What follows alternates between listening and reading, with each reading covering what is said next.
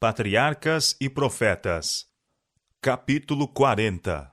Balaão.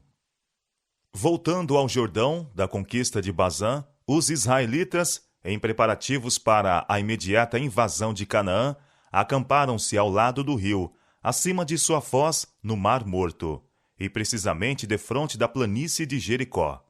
Estavam exatamente nas fronteiras de Moabe, e os moabitas estavam cheios de terror pela grande proximidade dos invasores.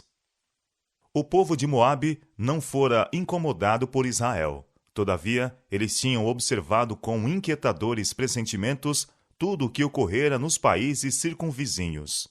Os amorreus, de diante dos quais eles tinham sido obrigados a bater em retirada, haviam sido vencidos pelos hebreus, e o território que tinham extorquido de Moabe estava agora de posse de Israel. Os exércitos de Bazã haviam se rendido diante do misterioso poder envolto na coluna de nuvem, e as gigantescas fortalezas foram ocupadas pelos hebreus. Os moabitas não ousaram arriscar contra ele um ataque. O recurso às armas seria inútil em vista das forças sobrenaturais que operavam em seu favor. Mas decidiram-se, como o faraó fizera, pôr a seu serviço o poder da feitiçaria para contrariar a obra de Deus. Queriam acarretar uma maldição sobre Israel. O povo de Moabe estava intimamente ligado com os midianitas, tanto pelos laços de nacionalidade como de religião. E Balaque, rei de Moabe, despertou os receios do povo aparentado e conseguiu sua cooperação em seus intuitos contra Israel, por meio da mensagem: agora lamberá esta congregação tudo quanto houver ao redor de nós, como o boi lambe a erva do campo. Dizia-se que Balaão, morador da Mesopotâmia, possuía poderes sobrenaturais, e sua fama chegou à terra de Moabe. Resolveu-se chamá-lo em seu auxílio. Nestas condições, mensageiros dos anciãos, dos moabitas e os anciãos dos midianitas foram enviados para conseguirem suas adivinhações e encantamentos contra Israel. Os embaixadores logo se puseram a caminho em sua longa viagem, através de montanhas e de desertos, para a Mesopotâmia. E, encontrando Balaão, transmitiram-lhe a mensagem de seu rei. Eis que um povo saiu do Egito, eis que cobre a face da terra, e parado está defronte de mim. Vem, pois, agora, rogo-te, amaldiçoa-me este povo, pois mais poderoso é do que eu, para ver se o poderei ferir, e o lançarei fora da terra, porque eu sei, a quem tu abençoares, será abençoado, e a quem tu amaldiçoares, será amaldiçoado. Balaão já havia sido um bom homem e profeta de Deus, mas apostatara e entregara-se à cobiça. Todavia, professava ainda ser servo do Altíssimo. Não ignorava a obra de Deus em prol de Israel, e quando os enviados comunicaram sua mensagem, bem sabia que era seu dever recusar as recompensas de Balaque e despedir os embaixadores. Mas arriscou-se a contemporizar com a tentação, e instou com os mensageiros para que ficasse com ele aquela noite, declarando que não poderia dar resposta decisiva antes que houvesse pedido conselho da parte do Senhor. Balaão sabia que a sua conduta não poderia prejudicar Israel. Deus estava ao lado deles, e enquanto fossem fiéis, nenhum poder adverso da terra ou do inferno poderia prevalecer contra eles. Mas seu orgulho fora lisonjeado com as palavras dos embaixadores. A quem tu abençoares, será abençoado, e a quem tu amaldiçoares, será amaldiçoado. As seduções de valiosas dádivas e a exaltação em perspectiva provocaram-lhe a cobiça. Avidamente aceitou os tesouros oferecidos, e então, ao mesmo tempo em que professava obediência estrita à vontade de Deus, procurou satisfazer os desejos de Balaque. À noite, o anjo do Senhor veio a Balaão com esta mensagem: não irás com eles, nem amaldiçoarás a este povo, porquanto bendito é. Pela manhã, Balaão despediu relutantemente os mensageiros, mas não lhes referiu o que o Senhor dissera. Irado por se terem dissipado subitamente suas visões de lucro e honra, exclamou petulantemente: ide à vossa terra, porque o Senhor recusa deixar-me ir convosco. Balaão amou o prêmio da injustiça. O pecado da cobiça, que Deus declara ser idolatria, dele fizeram um servo de ocasião. E mediante esta única falta, Satanás obteve inteiro domínio sobre ele. Foi isto que causou a sua ruína. O tentador está sempre a apresentar lucros e honras mundanas para aliciar os homens do serviço de Deus. Diz-lhes que são seus demasiados escrúpulos de consciência que os impedem de alcançar a prosperidade. Destarte, muitos são induzidos ao risco de saírem do caminho da estrita integridade. Um passo errado torna o outro mais fácil, e eles se tornam cada vez mais presunçosos. Farão e ousarão as mais terríveis coisas quando uma vez se entregarem ao domínio da cobiça e do desejo de poderio. Muitos se lisonjeiam com a ideia de que podem afastar-se da integridade estrita durante algum tempo, por amor a alguma vantagem mundana, e que, tendo conseguido seu objetivo, podem mudar sua conduta quando lhes aprouver.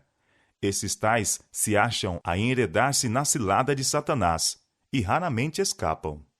Quando os mensageiros deram parte a Balaque da recusa do profeta a acompanhá-los, não deram a entender que Deus lhe o proibira. Supondo que a demora de Balaão visava simplesmente conseguir uma recompensa mais valiosa, o rei enviou príncipes em maior número e mais dignos do que os primeiros, com promessa de mais altas honras, e com autorização de concordar com quaisquer condições que Balaão pudesse exigir. A urgente mensagem de Balaque ao profeta era: rogo-te que não te demores em vir a mim, porque grandemente te honrarei, e farei tudo o que me disseres. Vem, pois, rogo-te, amaldiçoa-me este povo. Segunda vez foi Balaão provado. Em resposta às solicitações dos embaixadores, ele se disse possuidor de muita consciência e integridade, afirmando-lhes que nenhuma quantidade de ouro ou prata poderia induzi-lo a ir de encontro à vontade de Deus. Mas anelava condescender com o pedido do rei, e se bem que a vontade de Deus já se houvesse tornado definidamente conhecida, insistiu com os mensageiros para que ficassem, a fim de que pudesse consultar outra vez a Deus, isto como se o ser infinito fosse um homem, para ser persuadido. À noite, o Senhor apareceu a Balaão e disse: se aqueles homens te vierem chamar, levanta-te, vai com eles. Todavia, farás o que eu te disser. Até este ponto, o Senhor permitira que Balaão seguisse sua vontade, porque ele estava resolvido a isto. Não procurou fazer a vontade de Deus, mas escolheu seu próprio caminho, e então esforçou-se por conseguir a sanção do Senhor. Há, na atualidade, milhares que estão seguindo uma conduta semelhante. Não teriam dificuldade em compreender seu dever se este estivesse em harmonia com suas inclinações. Acha-se na Bíblia claramente posto diante deles, ou é evidentemente indicado pelas circunstâncias ou pela razão. Mas, porque tais evidências são contrárias aos seus desejos e inclinações, frequentemente as põem de lado e ousam ir a Deus para saberem o seu dever. Aparentemente, com grande consciência, oram demorada e fervorosamente rogando luz. Mas com Deus não se brinca. Ele muitas vezes permite que tais pessoas sigam seus desejos e sofram o resultado. O meu povo não quis ouvir a minha voz, pelo que eu os entregarei aos desejos dos seus corações, e andaram segundo seus próprios conselhos. Salmo, capítulo 81, versos 11 e 12. Quando alguém vê claramente o dever, não tome a liberdade de ir a Deus com oração, para que possa ser dispensado de o cumprir. Antes, deve com espírito humilde e submisso rogar força e sabedoria divinas para satisfazer as exigências desse dever. Os moabitas eram um povo degradado, idólatra. Todavia, conforme a luz que haviam recebido, sua culpa não era tão grande à vista do céu como era a de Balaão. Entretanto, como este professava ser profeta de Deus, tudo o que dissesse supor-se-ia proferido por autoridade divina. Portanto, não lhe foi permitido falar como quisesse, mas devia transmitir a mensagem que Deus lhe desse. Farás o que eu te disser, foi a ordem divina. Balaão recebera permissão de ir com os mensageiros de Moabe, se viessem pela manhã chamá-lo. Mas, contrariados com sua demora e esperando nova recusa, partiram em viagem para seu país sem mais consulta com ele. Toda a desculpa para condescender com o pedido de Balaque fora agora removida. Mas Balaão estava decidido a obter a recompensa. E tomando o animal em que estava habituado a viajar, pôs-se a caminho. Temia que mesmo agora a permissão divina fosse retirada, e avançou ansiosamente, inquieto e receoso de que, de alguma maneira, deixasse de ganhar a cobiçada recompensa. Mas o anjo do Senhor pôs-se-lhe no caminho por adversário. O animal viu o mensageiro divino, que não era percebido pelo homem, e desviou-se da estrada para o campo. Com pancadas cruéis, Balaão o trouxe novamente para o caminho. Mas, outra vez, em um lugar estreito entre duas paredes, apareceu o anjo, e o animal, procurando evitar a figura ameaçadora, apertou o pé do seu dono contra a parede. Balaão estava cego à intervenção celestial, e não sabia que Deus lhe estava obstruindo o caminho. O homem exasperou-se, e, surrando a jumenta impiedosamente, obrigou-a a prosseguir. De novo, num lugar estreito, onde não havia caminho para se desviar, nem para a direita, nem para a esquerda, apareceu o anjo, como antes, em atitude ameaçadora. E o pobre animal, tremendo de terror, parou e caiu em terra sob aquele que o cavalgava. A raiva de Balaão não teve limites, e com o bordão espancou mais cruelmente do que antes o animal. Deus então abriu a boca deste, e pelo mudo jumento, falando com voz humana, impediu a loucura do profeta. 2 Pedro, capítulo 2, verso 16. Que te fiz eu, disse o animal, que me espancaste estas 3 vezes? Furioso por ser assim estorvado em sua viagem, Balaão respondeu ao animal como se teria dirigido a um ser racional. Por que zombaste de mim? Oxalá tivera eu uma espada na mão, porque agora te matara. Ali estava um mágico professo, a caminho para pronunciar uma maldição sobre um povo inteiro, com o intento de paralisar sua força, ao mesmo tempo em que não tinha poder mesmo para matar o animal que cavalgava. Abrem-se agora os olhos de Balaão. Ele vê em pé o anjo de Deus com a espada desembainhada, pronto para o matar. Aterrorizado, inclinou a cabeça e prostrou-se sobre a sua face.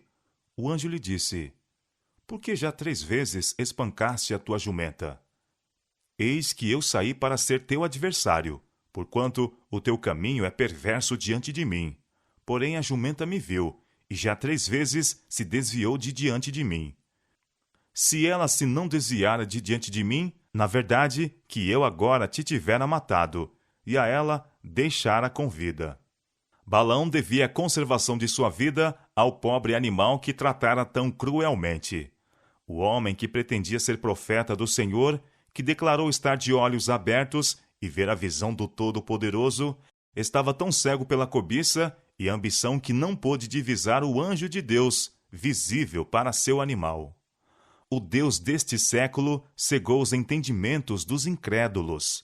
2 Coríntios, capítulo 4, verso 4. Quantos não se acham assim cegos? Arremessam-se em trilhas vedadas, transgredindo a lei divina, e não podem discernir que Deus e seus anjos estão contra eles. Semelhantes a Balaão, zangam-se com aqueles que querem impedir sua ruína. Balaão dera prova do espírito que o dirigia, pelo seu tratamento ao animal.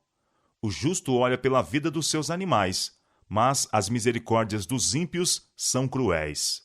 Provérbios capítulo 12, verso 10. Poucos se compenetram quanto deveriam da pecaminosidade de maltratar os animais, ou deixá-los sofrer pela negligência. Aquele que criou o homem fez os animais irracionais também, e as suas misericórdias são sobre todas as suas obras. Salmo 145, verso 9. Os animais foram criados para servirem ao homem, mas este não tem direito de causar-lhes dor com tratamento rude ou cruel exigência. É por causa do pecado do homem que toda a criação geme e está juntamente com dores de parto. Romanos capítulo 8, verso 22. O sofrimento e a morte foram assim impostos não somente ao gênero humano, mas aos animais. Certamente, pois, ao homem toca procurar aliviar o peso do sofrimento que sua transgressão acarretou sobre as criaturas de Deus, em vez de aumentá-lo. Aquele que maltrata os animais porque os tem em seu poder é tão covarde quanto o tirano. A disposição para causar dor, quer seja ao nosso semelhante, quer aos seres irracionais, é satânica. Muitos não compreendem que sua crueldade haja de ser conhecida, porque os pobres animais, mudos, não a podem revelar. Mas, se os olhos desses homens pudessem abrir-se como os de Balaão, veriam um anjo de Deus, em pé, como testemunha, para atestar contra eles no tribunal celestial. Um relatório sobe ao céu, e aproxima-se o dia em que se pronunciará juízo contra os que maltratam as criaturas de Deus. Quando viu o mensageiro de Deus, Balaão exclamou aterrorizado: Pequei, porque não soube que estavas neste caminho para te opores a mim. E agora, se parece mal aos teus olhos, tornar-me-ei.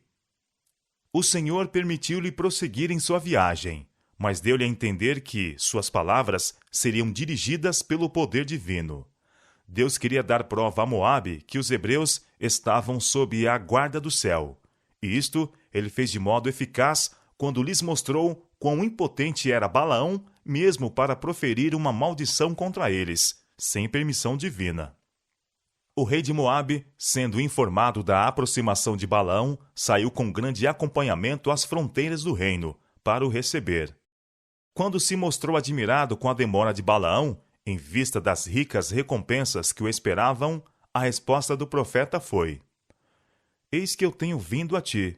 Porventura poderei eu agora de alguma forma falar alguma coisa? A palavra que Deus puser na minha boca, essa falarei. Balaão lamentava grandemente esta restrição. Temia que seu propósito não pudesse efetuar-se, porque o poder dirigente do Senhor estava sobre ele. Com grande pompa, o rei com os principais dignitários de seu reino acompanharam Balaão aos altos de Baal, donde ele podia avistar as hostes hebreias. Eis o profeta em pé, sobre o elevado monte, olhando por sobre o acampamento do povo escolhido de Deus. Mal sabem os israelitas do que está a ter lugar tão perto deles. Quão poucos conhecem o cuidado de Deus sobre eles estendido de dia e de noite. Quão embotadas são as percepções do povo de Deus. Quão vagarosos são, em todos os tempos, para compreenderem seu grande amor e misericórdia. Se pudessem divisar o maravilhoso poder de Deus constantemente exercido em favor deles, não se lhes encheria o coração de gratidão pelo seu amor e de temor ao pensamento de sua majestade e poder? Balaão tinha algum conhecimento das ofertas sacrificais dos hebreus e esperava que, sobrepujando-os em custosas dádivas, pudesse conseguir a bênção de Deus e conseguir a realização de seus projetos pecaminosos. Assim, os sentimentos dos moabitas idólatras estavam a obter o domínio sobre sua mente. Sua sabedoria se tornara em loucura, nublara-se-lhe a visão espiritual. Trouxera sobre si a cegueira, rendendo-se ao poder de Satanás. Por indicação de Balaão foram erigidos 7 altares, e ele ofereceu um sacrifício em cada um deles. Então se retirou a um lugar alto, para encontrar-se com Deus, prometendo tornar conhecido a Balaque o que quer que o Senhor revelasse. Com os nobres e príncipes de Moabe, o rei ficou ao lado do sacrifício, enquanto, em redor deles, se reuniu a ansiosa multidão, aguardando a volta do profeta. Ele veio finalmente, e o povo esperou as palavras que para sempre paralisariam aquele estranho poder exercido a favor dos odiados israelitas. Disse Balaão: De Arã me mandou trazer Balaque, rei dos Moabitas, das montanhas do Oriente, dizendo: Vem, amaldiçoa-me a Jacó, e vem, detesta Israel. Como amaldiçoarei o que Deus não amaldiçoa? E como detestarei quando o Senhor não detesta? porque do cume das penhas o vejo, e dos outeiros o contemplo. E eis que este povo habitará só, e entre as gentes não será contado. Quem contará o pó de Jacó, e o número da quarta parte de Israel? A minha alma morra da morte dos justos, e seja o meu fim como o seu. Números capítulo 23, versos 7 a 10. Balaão confessou que viera com o propósito de amaldiçoar Israel, mas as palavras que proferiu foram diretamente contrárias aos sentimentos de seu coração. Foi constrangido a pronunciar bênçãos, enquanto sua alma estava cheia de maldições. Olhando Balaão para o acampamento de Israel, viu com espanto as provas de sua prosperidade. A ele haviam sido representados como uma multidão rude, desorganizada, que infestava o país em bandos errantes, os quais eram uma peste e terror às nações circunvizinhas. Mas sua aparência era o inverso de tudo isto. Viu a grande extensão e o perfeito arranjo de seu acampamento, apresentando tudo os indícios de uma disciplina e ordem completas. Foi-lhe mostrado o favor com que Deus olhava a Israel, e o caráter distintivo de povo escolhido seu. Não deveriam ficar no mesmo nível das outras nações, mas ser exaltados acima delas todas. Este povo habitará só, e entre as gentes não será contado. Na ocasião em que estas palavras foram faladas, os israelitas não tinham localização permanente, e seu caráter peculiar, usos e costumes não eram familiares a Balaão. Mas quão notavelmente foi cumprida esta profecia na história posterior de Israel.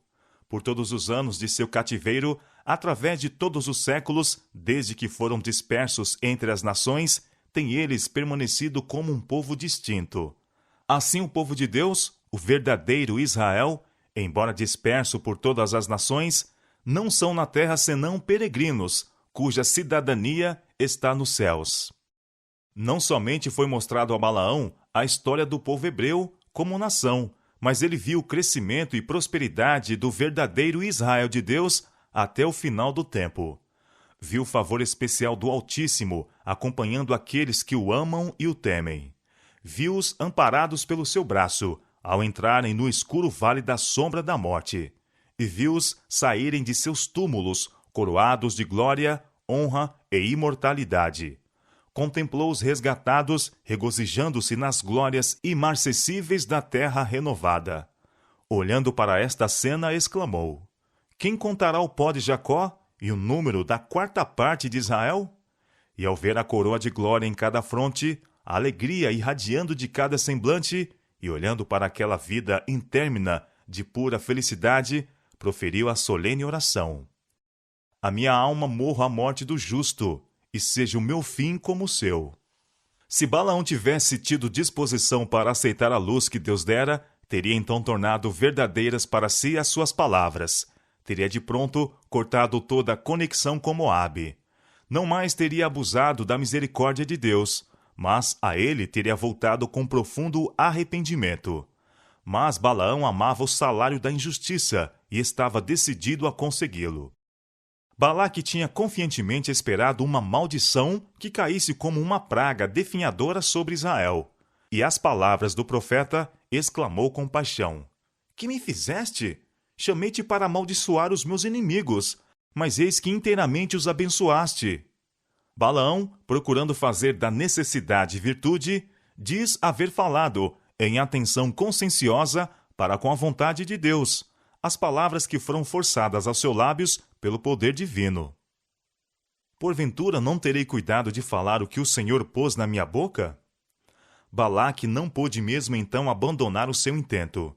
Julgou que o espetáculo imponente apresentado pelo vasto acampamento dos hebreus houvesse intimidado de tal maneira Balaão que este não ousasse praticar suas adivinhações contra eles. Resolveu o rei levar o profeta a algum ponto onde visse apenas uma pequena parte das hostes. Se pudesse ser induzido a amaldiçoá-los em partes destacadas, todo o arraial logo seria voltado à destruição. No cimo de uma elevação, chamada Pisga, fez-se outra prova. Erigiram-se novamente 7 altares, sobre os quais foram colocadas as mesmas ofertas que ao princípio. O rei e seus príncipes permaneceram ao lado dos sacrifícios, enquanto Balaão se retirou para encontrar-se com Deus. Foi outra vez confiada ao profeta uma mensagem divina, que ele foi impotente para alterar ou reter. Quando ele apareceu à multidão ansiosa e expectante, foi-lhe feita a pergunta: que coisa falou o Senhor?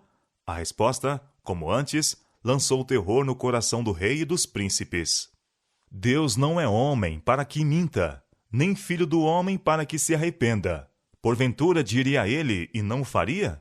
Ou falaria e não o confirmaria? Eis que recebi mandado de abençoar, pois ele tem abençoado e eu não posso revogar. Não viu iniquidade em Israel, não contemplou maldade em Jacó. O Senhor seu Deus é com ele e nele, e entre eles se ouve o alarido de um rei. Números capítulo 23, versos 19 a 21. Aterrado com tais revelações, Balaão exclamou: pois contra Jacó não vale encantamento, nem adivinhação contra Israel. O grande mágico tinha experimentado o seu poder de encantamentos, de acordo com desejos dos moabitas. Mas com relação a esta mesma ocasião, dir-se-ia de Israel: que coisa Deus tem obrado?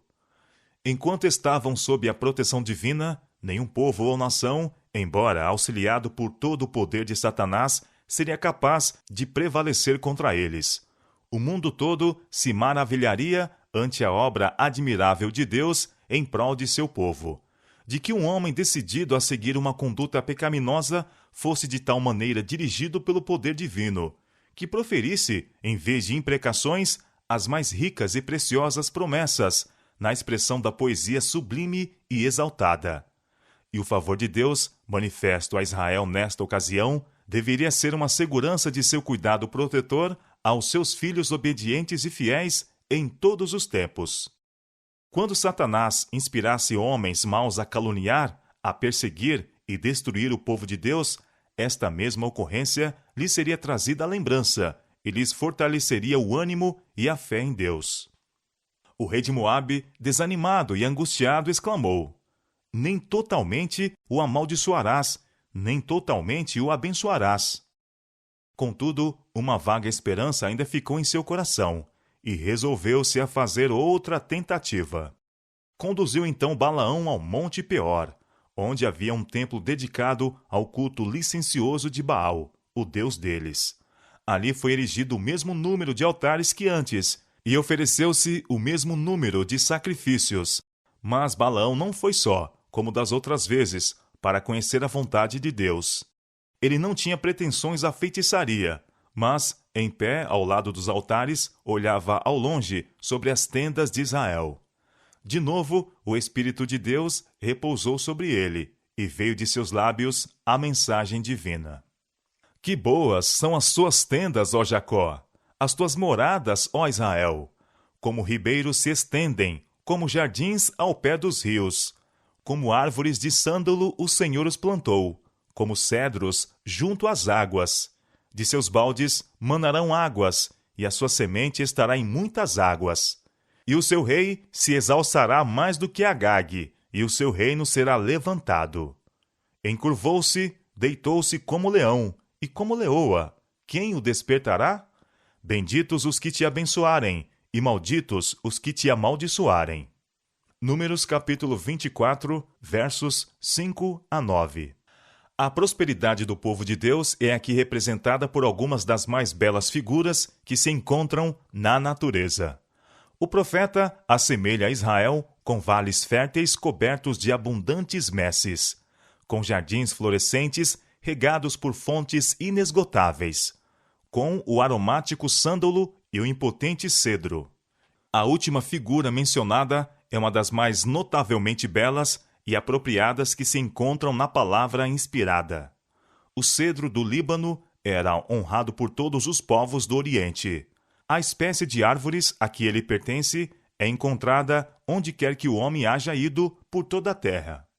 Desde as regiões árticas até a zona tropical, florescem, regozijando-se no calor, afrontando o frio. Surgindo com grande pujança ao lado do rio, e ao mesmo tempo assomando pelos ares por sobre a terra inculta, ressequida e sedenta. Penetram suas raízes profundamente entre as pedras das montanhas, e erguem-se com ousadia em desafio à tempestade. Suas folhas estão frescas e verdes, quando tudo mais pereceu com o sopro do inverno. Acima de todas as outras árvores, distingue-se o cedro do Líbano pela sua força, firmeza, seu imperecível vigor, e isto é usado como símbolo daqueles cuja vida está escondida com Cristo em Deus. Colossenses capítulo 3, verso 3. Diz a Escritura: o justo crescerá como o cedro. Salmo capítulo 92, verso 12. A mão divina exaltou o cedro como o rei da floresta.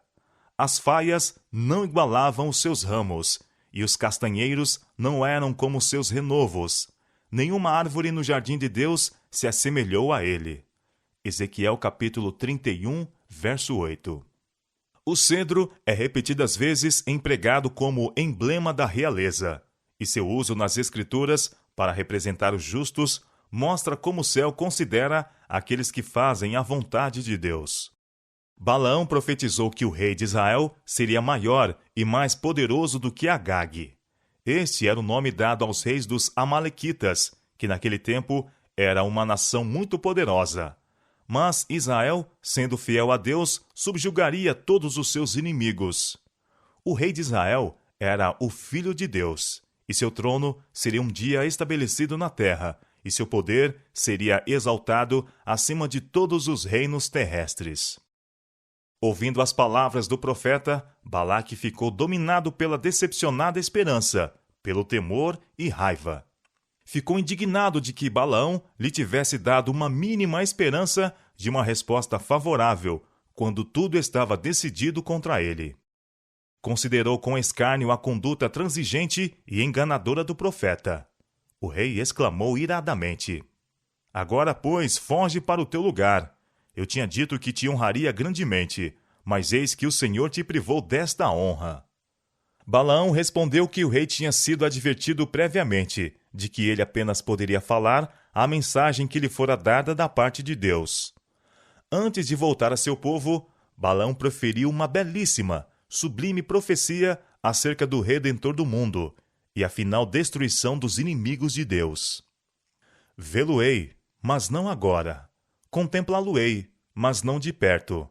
Uma estrela procederá de Jacó, e um cetro subirá de Israel, que ferirá os termos dos moabitas, e destruirá todos os filhos de Sete. Números capítulo 24, verso 17. E finalizou predizendo a completa destruição de Moabe e Edom, de Amaleque e dos quenitas, não deixando assim ao rei moabita nem um raio de esperança. Decepcionado em suas esperanças de riqueza e honra, achando-se no desagrado do rei e estando cônscio de que incorrera no desprazer de Deus, Balaão voltou da missão que ele próprio desejara. Depois de chegar em casa, o poder dirigente do Espírito de Deus o deixou, e sua cobiça, que apenas estivera contida, prevaleceu. Estava disposto a recorrer a qualquer meio para ganhar a recompensa prometida por Balaque. Balaão sabia que a prosperidade de Israel dependia de sua obediência a Deus, e que não havia meio para ocasionar seu transtorno, senão induzindo-os ao pecado. Resolveu conseguir agora o favor de Balaque, aconselhando aos moabitas o caminho de seguir a fim de acarretar maldição sobre Israel. Voltou imediatamente à terra de Moabe e expôs seus planos ao rei. Os próprios moabitas estavam convencidos de que, enquanto Israel permanecesse fiel a Deus, ele seria o seu escudo. O plano proposto por Balaão era separá-los de Deus, induzindo-os à idolatria.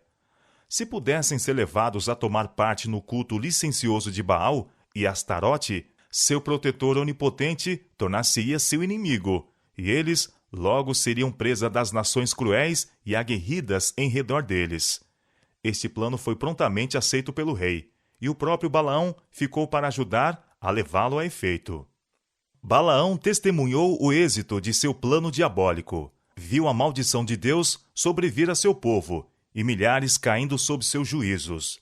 Mas a justiça divina, que puniu o pecado em Israel, não permitiu que os tentadores escapassem. Na guerra de Israel contra os midianitas, Balaão foi morto. Tiveram pressentimento de que seu fim estivera perto, quando exclamou: "A minha alma morra da morte dos justos, e seja o meu fim como o seu." Mas não preferira viver a vida dos justos, e seu destino fixou-se com os inimigos de Deus. A sorte de Balaão foi semelhante à de Judas, e o caráter deles tem pronunciada semelhança entre si. Ambos estes homens experimentaram unir-se ao serviço de Deus e de Mamom, e defrontaram com malogro completo. Balaão reconhecia o verdadeiro Deus e professava servi-lo. Judas cria em Jesus como o Messias e uniu-se com seus seguidores. Mas Balaão esperava fazer do serviço de Jeová a escada pela qual adquirisse riquezas e honras mundanas. E fracassando nisto, tropeçou, caiu e foi quebrado. Judas esperava, pela sua ligação com Cristo, conseguir riqueza e posição naquele reino terrestre que, como acreditava, o Messias estava prestes a estabelecer. O malogro de suas esperanças impeliu-o à apostasia e ruína. Tanto Balaão como Judas haviam recebido grande luz e gozado privilégios especiais. Mas um simples pecado, que era acalentado, lhes envenenou todo o caráter e ocasionou a destruição de ambos. É coisa perigosa permitir que um característico infiel viva no coração. Um pecado acariciado, pouco a pouco, aviltará o caráter, levando todas as suas faculdades mais nobres em sujeição ao ruim desejo. A remoção de uma única salvaguarda da consciência, a condescendência com um mau hábito sequer, o descuido das elevadas exigências do dever, derribam as defesas da alma e abrem o caminho para entrar Satanás e transviar-nos. O único meio seguro é fazer nossas orações subirem diariamente de um coração sincero, como fazia Davi. Dirige os meus passos nos teus caminhos, para que as minhas pegadas não vacilem. Salmo capítulo 17, verso 5.